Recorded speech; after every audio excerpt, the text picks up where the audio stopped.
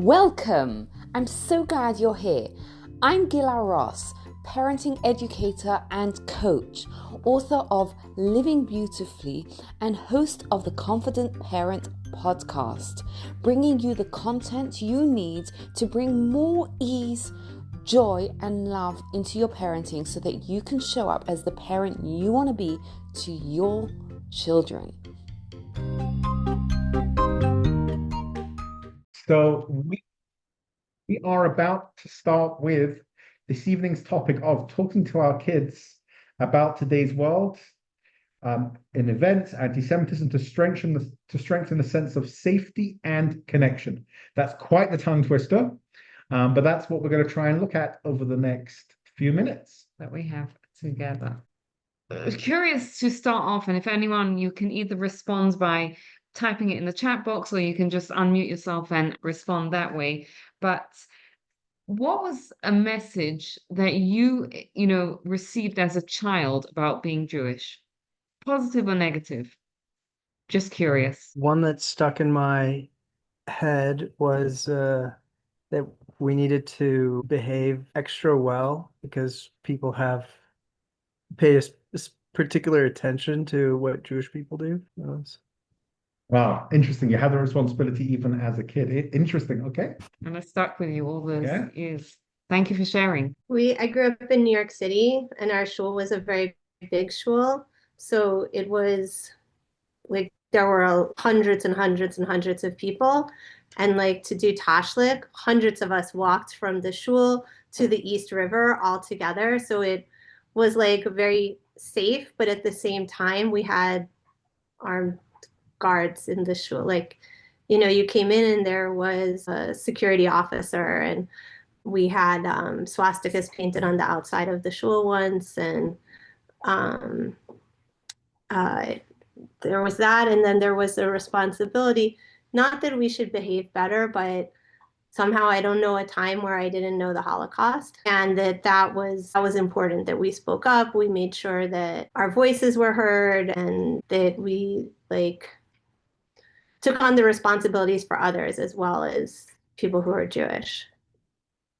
Right. Oh, wow. Similar to what Alex was kind of saying about that, the weight of, being Jewish and being an example to others. Thank you. Thank you for sharing that. Anyone else? Yeah, I grew up in LA. This is Whitney. LA, and I kind of had a similar experience where there was always the Holocaust that loomed over our heads, and we learned about it from a very early age. My grandparents were Holocaust survivors, and my grandma, even though we grew up in LA and basically everyone around us was Jewish, and I am and still am always proud to be Jewish. My grandma once told me when I was about 10, she said, this is actually not reality. Through the generations and ages of Judaism, most of the time we've been hated and persecuted. So what you see right now is actually something that most Jewish people, in history have never experienced. And she told me, she said, unfortunately, in your lifetime, you're going to experience the darkness of it too. And I thought, well, okay, I was 10, so I didn't really quite understand and grasp what she was saying because everything around me was fine. We did have vandalism and this and that, but overall, everyone felt safe being a Jew, proud being a Jew, openly Jewish. But yeah, my grandma was right. She was definitely right. Yeah. Wow. Thank you, Whitney. Glenn, did you want to share anything with us? Sure. So I grew up an Army brat. And so in between New Jersey and Florida, which both have large Jewish populations, we lived in Kansas. And we lived kind of on the outskirts of Kansas City. And I was 7. And that was the first time I really remember just being different because I was the Jewish kid in school, the only one. And so I do have memories of, it was just assumed in school, everybody celebrated Christmas and everyone celebrated Easter. So that's probably like my most core memory of being, a little different. Thank you for sharing that. Okay. So few different interesting recollections. It's funny because as my wife was asking that question, I was wondering, what my answer would be. And I'm listening to, your various, thoughts. And, I remember as a kid in London, must have been about 8 or 9 being hit for some reason. For some reason, that's a memory that I have. Yeah, but there were I think other memories as well. I remember my parents invited people over like into our sukkah, so it's interesting. Well, Roberts and Geller, what would you answer?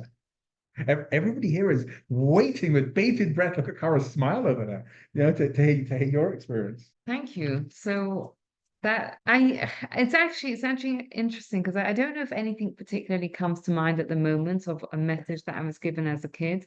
And I think one of the purposes of the class tonight is that as parents, we want to ensure that the messages that we're giving to our kids about being Jewish is something that we're intentional about, right? We're intentionally giving over a message that we want them, if they're asked in 20 years' time this question, we as parents get to choose sort of what are the messages that we want to give them. Okay. Thank you.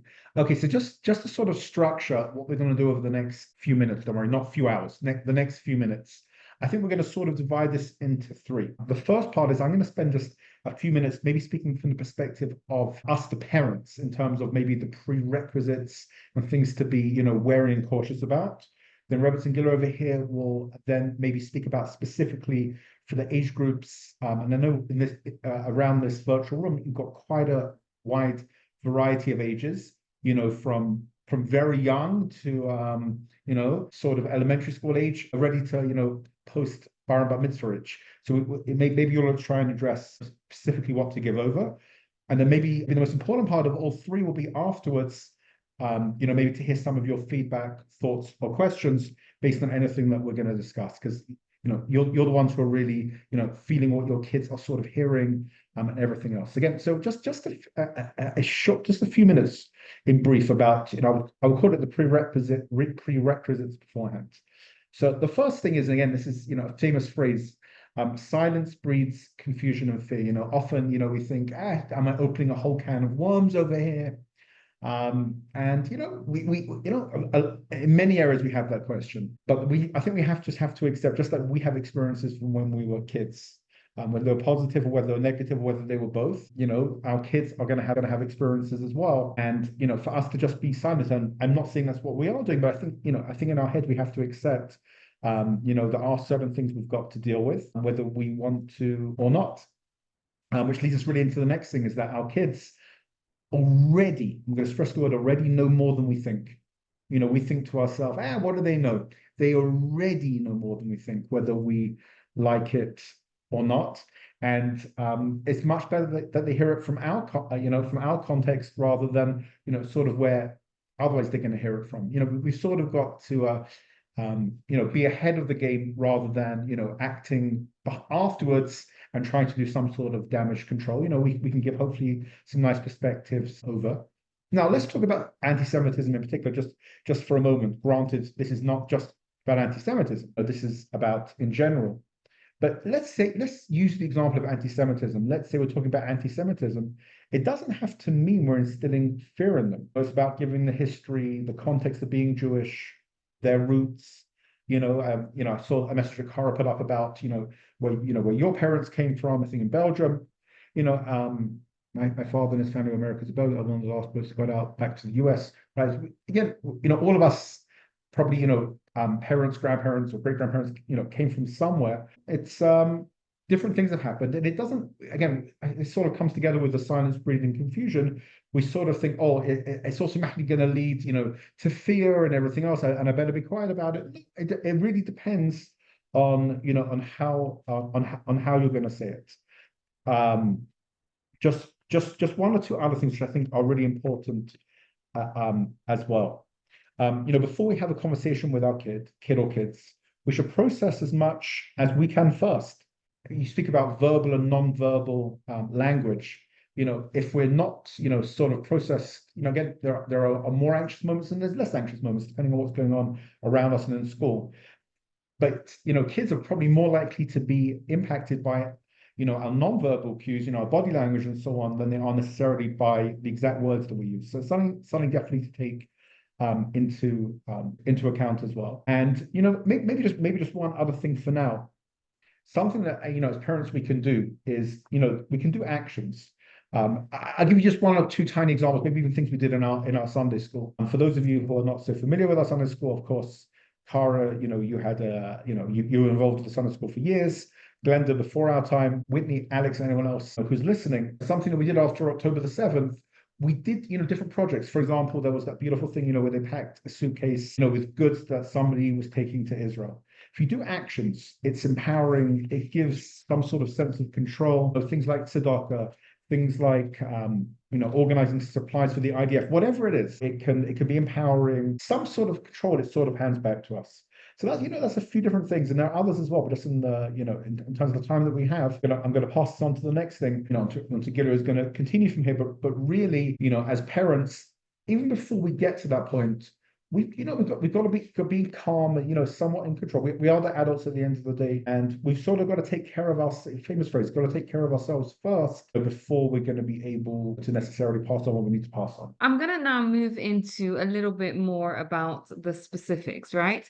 And I think one of the things that come up when we're talking about how do we talk to our kids about what's going on in the world nowadays is the question of anti-Semitism, right? That we're unfortunately facing an unprecedented, a rise in anti-Semitism, and it's, as Rabbi Samuel said, our kids are going to hear about it. And we want to be the ones that, number one, they know they can come to us and ask their questions to, and number two, that we can give them the context of it. And I think one of the things that I'm going to give us a quote that you may or may not have heard before. I'll ask trivia points if you can guess where it's from, right? And perhaps this is something that we can sort of frame in our minds of how we can address this with our children. So there is a song that is sung at a certain time of the year. This is the trivia question where I'm going to ask you to guess what it is. And it says, in every generation, they rise against us. Sounds familiar yet?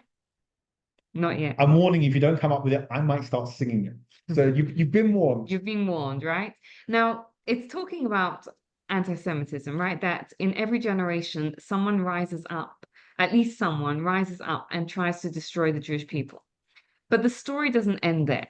And the way the song keeps on going is, and the Holy One saves us, right? And HaKadosh Baruch Hu, God, saves us in every generation. So there's sort of a duality of a message here. By the way, did anyone guess where that was from when we sing that song? I don't know. I've listened to Helen Hunt's talk this week, and it sounds similar, but maybe I was behind in my email. So it's Parsha and last week's Parsha. It's actually from the Haggadah, from Seder night, and it's the Hebrew song is Vahisha Omdo. I'm not gonna torture you with my voice. So it's a song that we sing, and we're commemorating the fact that throughout the ages, anti-Semites have risen against us, and at the same time, we're commemorating that in every instance, God has saved us. And I think this is the duality that we want to pass on to our children, that we don't want to just talk about anti-Semitism. We want to talk about anti-Semitism in the context of our rich heritage of being Jewish, right? It's interesting. I'm going to digress for a moment. People sometimes ask me, they're like, Gila, what do you do when you have a relationship in your life that's not working, right? A negative relationship. Now, in my book, I talk about this, and in Pirkei Avot, Judaism addresses this point, right? Sometimes there are negative relationships that we have to let go of in our lives, or we have to address in our lives, right? But the context of it is always framed in, first, fill your life with those positive relationships. And I think it's the same sort of idea here, that yes, as parents, we have to be the ones that can talk to our kids about uncomfortable topics. And the state of the world and the anti-Semitism in the world is an uncomfortable topic that our kids are probably aware of already, and we have to address it with them. Yet, we want to do it in the context of teaching them and exposing them and giving them a rich Jewish experience, right? So that we fill them with the history of Judaism, the fact that throughout the ages, yes, there's been anti-Semitism, and yes, our people have faced that with dignity, with pride. They've stood up for, they've been proud to be Jewish. They've stood up for what's right. They've not caved into it, right? And you know, there are so many stories in Jewish history, and I'm happy to share with anyone afterwards any stories about people who have faced anti-Semitism and done it with such dignity. I'll go through when we talk about the age-appropriate language to talk about with our kids. When it's age-appropriate, we can share this, so we're giving our children the context of anti-Semitism, that we can't, we're a people, we're a community, we're there for each other, the kindness, the cohesiveness, right? Yes, we have our issues and we have our problems, but you go to a synagogue anywhere in the world, and if you're comfortable in one synagogue, you'll be comfortable in any synagogues, right? Because there's such a cohesiveness to our practice, and to, there's such a warm and a welcoming community. It's interesting, but we've traveled many different places. And one of the beautiful things about traveling as a visible Jew, as my husband and myself are, we travel and instantly people can tell that we're Jewish, is that you bagel each other, right? You're familiar with the term bagling. It's when two Jews, okay, so bagling is when two Jews who don't know each other meet each other, right? Let's say you're in an airport and you meet an Israeli or someone, right, like who's wearing a Magen David or just is talking Hebrew, and you make some sort of contact that lets the other person know that you're also Jewish, right? You'll say shalom or something like that.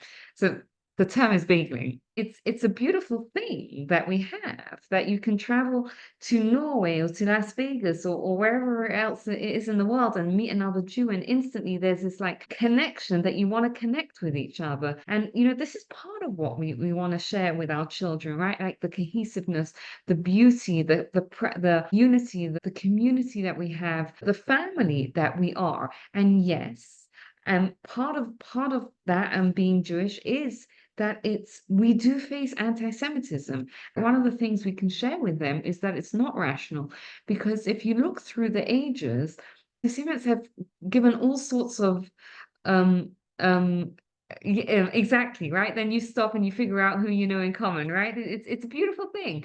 So going back to what I was talking about is that anti-Semites have said all sorts of things against the Jews, right? They've hated the Jews because they're lazy. They've hated the Jews because they control the media. They've hated the Jews because they're the victims. They hated the Jews because they're the oppressors, right? Like it's not rational. And I think particularly nowadays, it's an important point to share, because sometimes, especially as we're preparing our kids to go on to college campuses, and for some of you that may feel like, a long time off in the future, and for some of you it's approaching a little bit more quickly, but it's a reality that our children are going to have to face, and we want them before they go onto college campus to be equipped with the knowledge, right, of what's going on, what are they saying about us, and they should know that it's irrational. Right now that they're arguing that the Jews are oppressors, but it used to be that they hated the Jews because they played the victim always, right? And I think, and I'm not going to go into this now because it's a separate discussion, but there's actually, and I'm happy to share it with anyone that wants to know, but there's actually a pattern of anti-Semitism that comes up.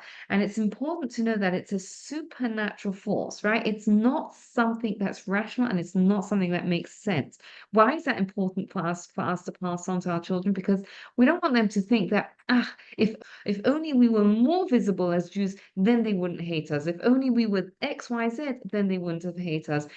Absolutely, we have to do our part as a Jew, as Alex said and Cara said, to be a light unto the nations. But that's a whole different topic, right? Like that's something we want to impart to our children as part of the larger picture of what we're giving to the children, to our kids, and the education that we're giving to our kids, that we are a light unto the nations. And we have this value system that teaches us how to live on a higher plane.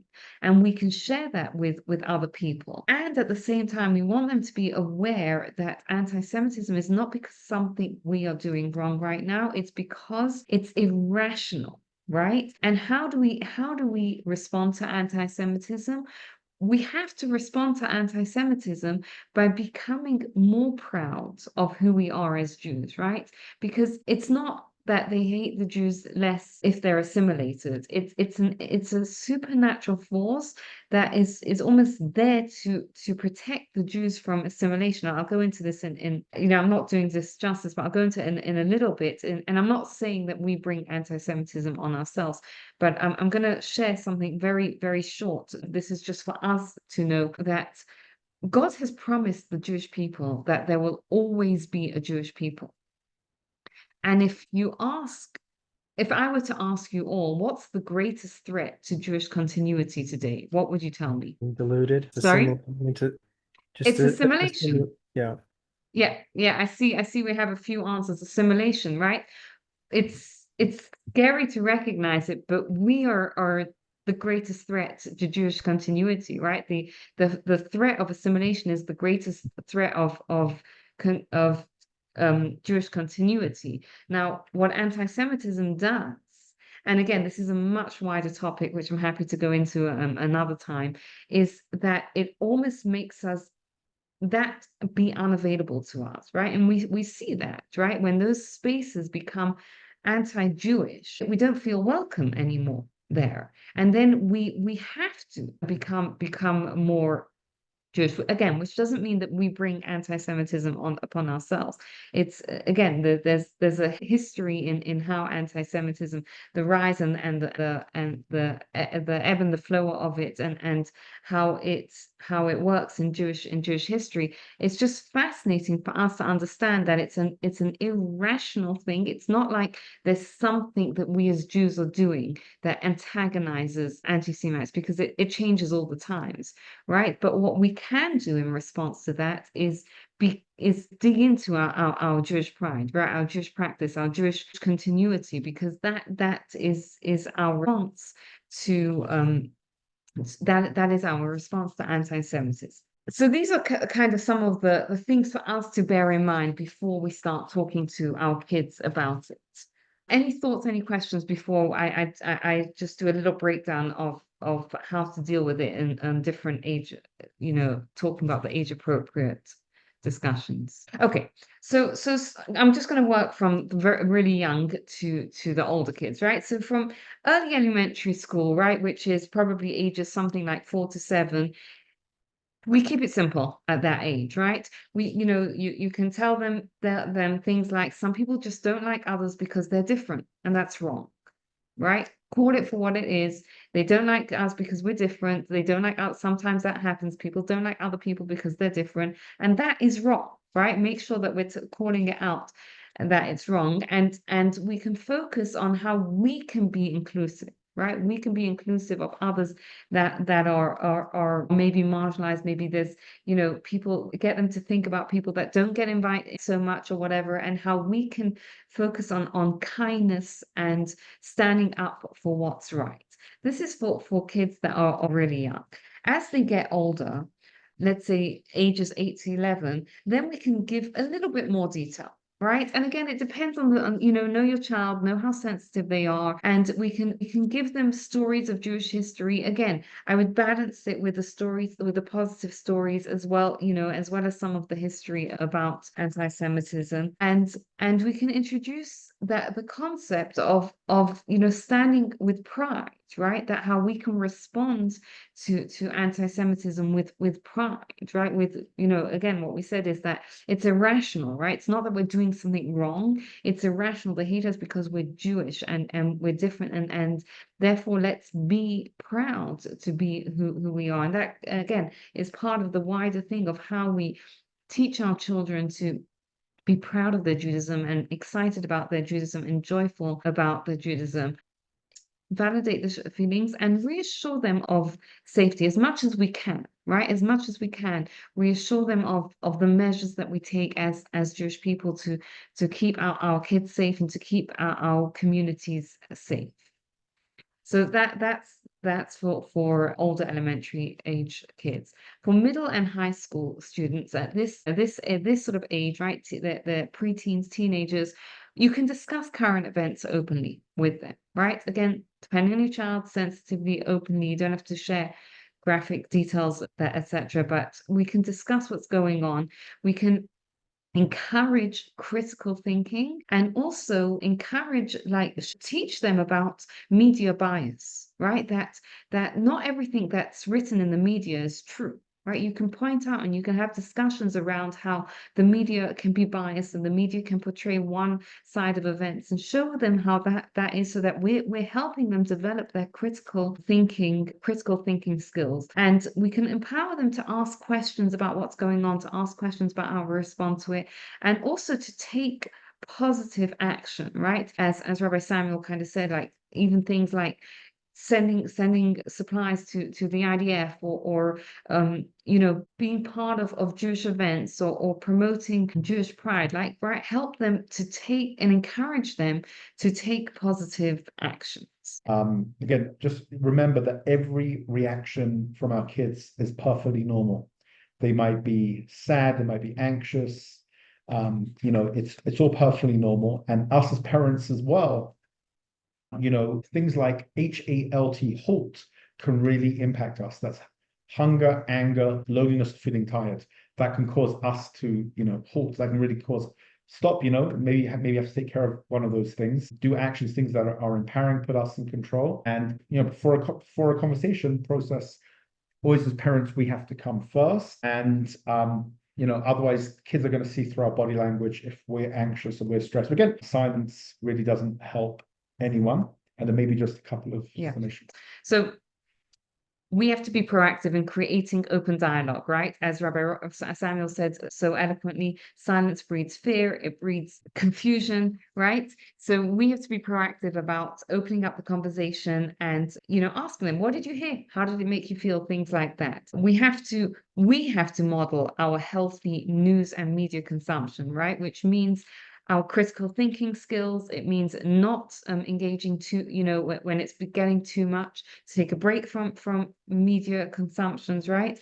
We have to teach them safety. As again, in an age-appropriate way, we have to teach them safety without giving them paranoia, right? And give them a rich Jewish education that's going to give them rich Jewish role models to look up to, expose them to as much of the positive Judaism that we can, and at the same time addressing anti-Semitism in an age-appropriate way, and give them opportunities to not just learn about Judaism, but also be involved in positive Jewish action, right? Whatever that means, whether it's kindness, whether it's learning, whether it's advocacy, right? Let's give them as much of that well-rounded picture as well, so that they're learning about Judaism and they're learning about the richness and the joy and the beauty and the community and the cohesiveness of it, as well as we're giving them the tools of how to deal with it. Now, Whitney asked a fantastic question. What about older kids and social media influence? We all know how harmful social media is. So the truth is, I have a whole nother discussion on social media consumption for kids and what we can do as parents. So I'm not going to go into the whole of it, but I'm going to give you a couple of things. Firstly, there's a book I would highly, highly recommend to anyone who has kids and the kids are getting into the pre-puberty age, which is called The Anxious Generation, which talks so much about not just social media actually, but just the digital world that we're bringing our kids up and what an impact it has on them. So I think in terms of social media, there's a couple of things. Number one is, as much as we can delay it, delay it as long as possible, right? I once heard a psychotherapist talk about this, and he said that his kid was one, so I don't know how he's actually going to do this, but he said that he's going to delay giving his daughter a smartphone until she's 18, So someone in the audience asked him, but isn't she going to be excluded? And he said, she will. And as a psychotherapist, I know how harmful that is, and I still think it's the lesser of the two evils, right? And it's as much as we can. And I know that we're living in a world where it's very, very hard to delay as much as possible, as delay giving them a smartphone as long as possible, and delay social media as much as possible, right? Beautiful, right? Didn't get one until starting high school, no social media yet. Fantastic. Go you, because it's incredibly powerful, social media, and it can be incredibly dangerous for our kids. And so that's number one, delay it as long as possible, right? The second thing is talk to our kids about it, right? It's the same thing. We have to talk to our kids about social media. We have to talk to them about why we're anti it, right? And again, read up on it. There's so much there's so much research coming out. This book, At the Anxious Generation, is a fantastic book. There's other research out there that shows why we're anti social media, right? And the more armed we are, the more we can pass on that information to us and teach them how to be like smart consumers once they do start social media, right? Teach them about filling their feed with positive things. Teach them about how to recognize if something is social media is designed to get us angry, because when we're angry, we spend more time on social media, right? So beautiful, right? If you I'm sure there's some TED Talks about how awful social media is, right? Share that with your kids. There is that information, more and more of that information is coming out. So share that with your kids so that at least delay it as long as possible. And once they're on it, then at least help them to learn to become smart consumers of social media. Because as you rightly say, it is a very powerful thing, and it can be incredibly harmful. So I hope that gave you a little bit of an answer to that question. Jewish hate on social media, just how to process that, because there can be a lot more intensity there. Right. So it's a very good point. I think, again, education is important there, right? And there's two parts of the education, is that we have to teach our children that a TikTok education is not an education, right? That we're raising a generation with very limited attention span, and we have to teach our kids that just because you saw something on TikTok doesn't mean it's real. And that a lot of the influencers, again, the more we can understand about how social media works and how influencers work and how the algorithm works, the more we can pass that information on to our kids. And I actually have an episode on my podcast, I believe, about social media when it comes to kids, and I'll share it. I'll share it in the email afterwards because I don't have it to hand, which I would recommend listening to as well. So we have to share that with them, right? That the information that we see on social media is designed to it's designed to get us annoyed. It's designed to grab our attention. It's not necessarily true. We also have to partner that with a very strong Jewish education, right? A very strong Israel education, right? We have to give our kids the facts so that when they find something on social media, because also we have to bear in mind that as our kids get a little bit older, and if they're not in a Jewish school, or if they're going to college, this may be it may be their friends that are posting these things, right? So, and again, it carries a different weight. So we have to give our kids the information, right? The strong Israel understanding of what's going on in Israel, teach them and give them an education about these things so that they're armed with information before they go out there.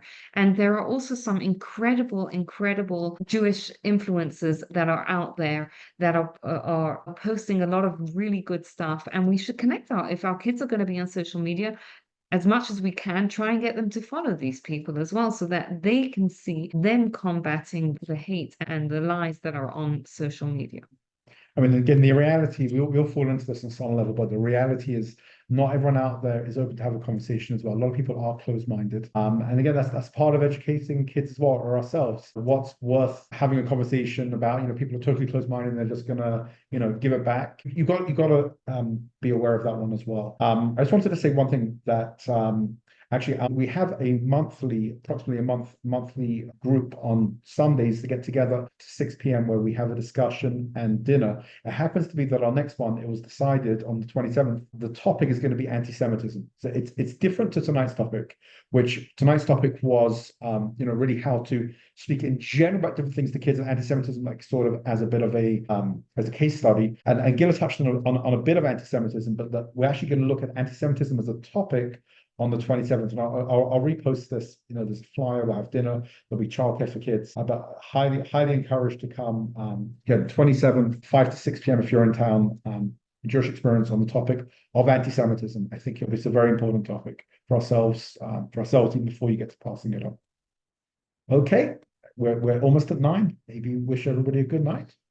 Thank you all so much for coming. If anyone has any questions, or if there's any other topics you request, please let us be in touch, and we're happy to answer any questions. Thanks, guys. Good to see you, Alex, Glenda, Cara, Whitney. Thank you so much. Thank you so much for taking the time to listen. I'd love to hear your thoughts, your feedback, your questions for future episodes. And please take a moment, think about someone else who might benefit from this and forward it on to them. If you enjoyed this podcast, you'll love my book, Living Beautifully, for more insights on how to bring meaning, joy, love into your life based on timeless Jewish wisdom. Thank you. Have a wonderful day, and please take a moment to rate, review, and subscribe to the podcast so you don't miss out.